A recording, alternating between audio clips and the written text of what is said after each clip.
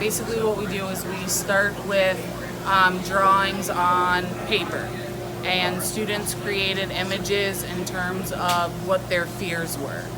So once we had those images, they drew them on a piece of paper, and we took pictures of them and then had them come into the computer.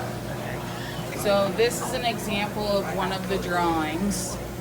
So it's a snake. And what happens is they started to manipulate their drawing using the computer software. Once they finished with the computer software, we did a prototype in cardboard. So what we ended up doing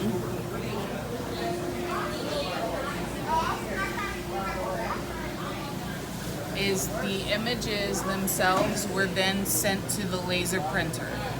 And the laser printer etched in the images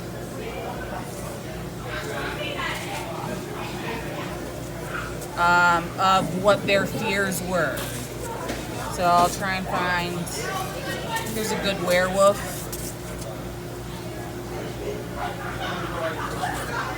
And what we did is once it was on the cardboard, we looked at that to determine what things we needed to readjust through the students in order to get the laser to etch. So if you look here, there was too much detail in the mouth.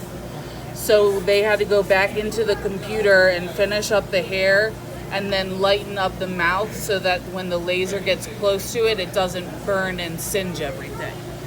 So once they get the cardboard prototype, they resurface it or redesign it, and then we actually cut it out of wood. So I can show you the wood pieces as well.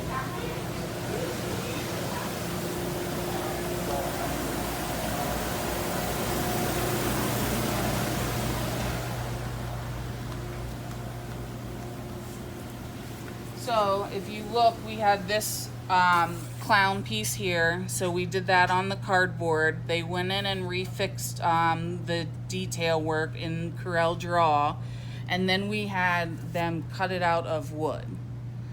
And so the laser then would go in, and it starts by doing all of the etching, and then the last part is the laser goes to a higher power and it actually cuts the piece out of wood.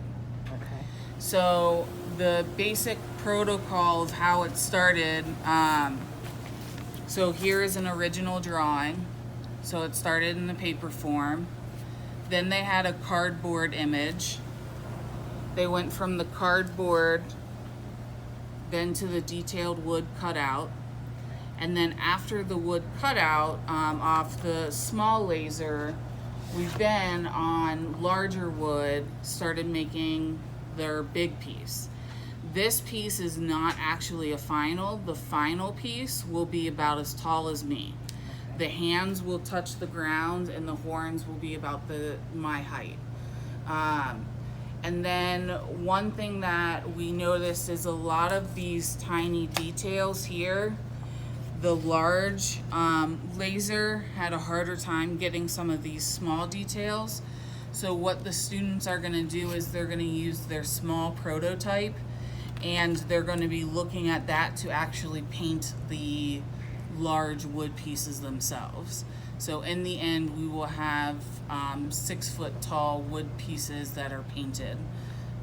And this will be used for Parks and Rec? Yes, this will be used for the Westerville Pumpkin Glow. So in the Pumpkin Glow, there's going to be multiple scenes of different things created out of pumpkins.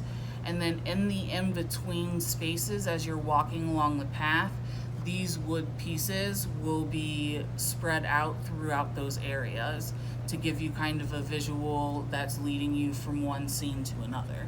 All right, great.